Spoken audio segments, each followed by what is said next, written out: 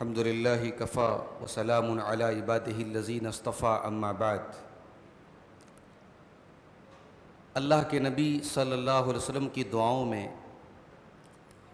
بہت ساری دعائیں ایسی ہیں جن کا تعلق قرض سے ہے۔ قرض سے اللہ کے نبی صلی اللہ علیہ وسلم پناہ مانگتے تھے۔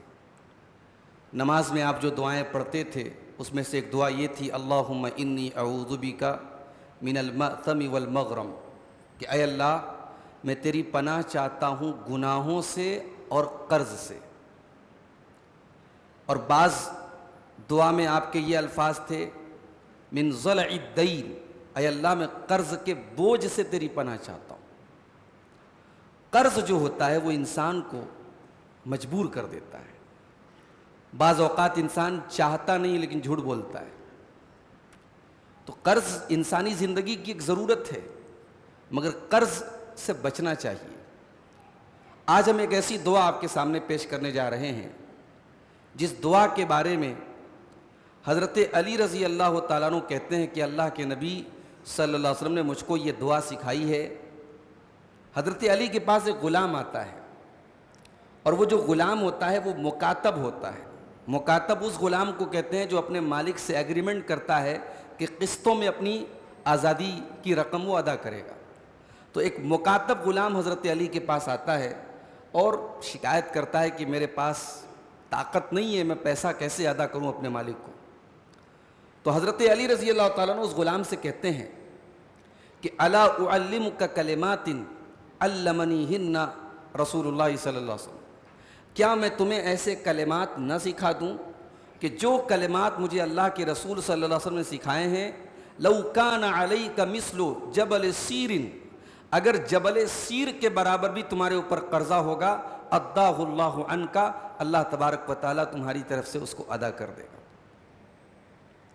سیر ایک پہاڑ تھا، تو حضرت علی نے کہا کہ پہاڑ کے برابر بھی اگر قرضہ ہوگا، اس دعا کو پڑھو گے تو قرضہ ادا ہو جائے گا۔ دعا کیا ہے؟ اللہم اکفنی بحلالک عن حرامک واغننی بفضلک عمن سواک، کہ اے اللہ تو میرے لیے کافی ہو جا اپنے حلال کے ذریعے۔ اے اللہ تو اپنے حلال کے ذریعے میرے لیے کافی ہو جا، حرام کی مجھ کو ضرورت نہ پڑے، حرام سے مجھ کو بے نیاز کر دے، حرام سے مجھ کو دور کر دے، حلال اتنا دے دے جو میرے لیے کافی ہو جائے۔ وَأَغْنِنِي بِفَضْلِكَ عَمَّنْ سِوَاكَ، اور اے اللہ اپنے فضل و کرم سے تو مجھ کو اتنا مالدار بنا دے، اتنا بے نیاز کر دے، عَمَّنْ سِوَاكَ، کہ تیرے در کو چھوڑ کے میں کہیں اور نہ جاؤں، اپنے در کا بھکاری بنا دے، تیری بارگاہ کو چھوڑ کے کہیں اور نہ جاؤں۔ یہ دعا ہے، اور آپ غور کر سکتے ہیں کہ اس دعا میں بندہ اللہ سے کتنا پیارا سوال کر رہا ہے۔ اللہ سے توحید کی بھی توفیق مانگ رہا ہے کہ تیرے در کو چھوڑ کے کہیں اور نہ جاؤں، اللہ سے دولت بھی مانگ رہا ہے، اور اتنی دولت مانگ رہا ہے کہ جس میں حرام کی کوئی ملاوٹ نہ ہو۔ اور یہ حدیث صحیح ہے، علامہ البانی نے، یہ ترمذی کی حدیث ہے، علامہ البانی نے اس کو حسن قرار دیا ہے۔ تو یہ دعا بالکل اوتھینٹک ہے، اس کو ہم پڑھ سکتے ہیں۔ اور یہ دعا جو ہے، حضرت علی نے کہا کہ قرضہ اگر پہاڑ کے برابر بھی ہوگا تو اللہ کے رسول نے کہا کہ ادا ہو جائے گا۔ یہاں یہ بات بھی یاد رکھیے کہ قرضہ ادا ہونے کا مطلب یہ نہیں ہے کہ آپ یہ دعا پڑھتے رہیے اور آسمان سے نوٹوں کی گڈی گرے گی یا سونے چاندی گریں گے، ایسا نہیں ہے۔ آپ جو محنت کرتے ہیں، جو کوشش کرتے ہیں، وہ کرتے رہیے آپ، اور اس دعا کو بھی اپنے وظیفے میں شامل کیجئے۔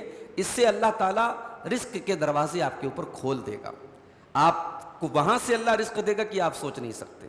تو جو لوگ مقروض ہیں، قرضوں سے پریشان ہیں، دنیاوی اعتبار سے وہ محنت اور کوشش کرتے رہیں، اور ساتھ میں اس دعا کو اپنی زندگی کا معمول بنا لیں۔ اللہم اکفنی بحلالک عن حرامک واغننی بفضلک عمن سواک۔ یہ چھوٹی سی دعا ہے، آسانی سے یاد بھی ہو جائے گی، اس کو ضرور یاد رکھیں۔ اللہ سے دعا ہے رب العالمین ہم سب کے رزق میں برکت عطا فرمائے، اور ہر قسم کی تنگ دستی سے اور فقر و فاقہ سے ہم سب کی حفاظت فرمائے، آمین۔ وآخر دعوانا الحمد للہ رب العالمین۔ السلام علیکم ورحمۃ اللہ وبرکاتہ۔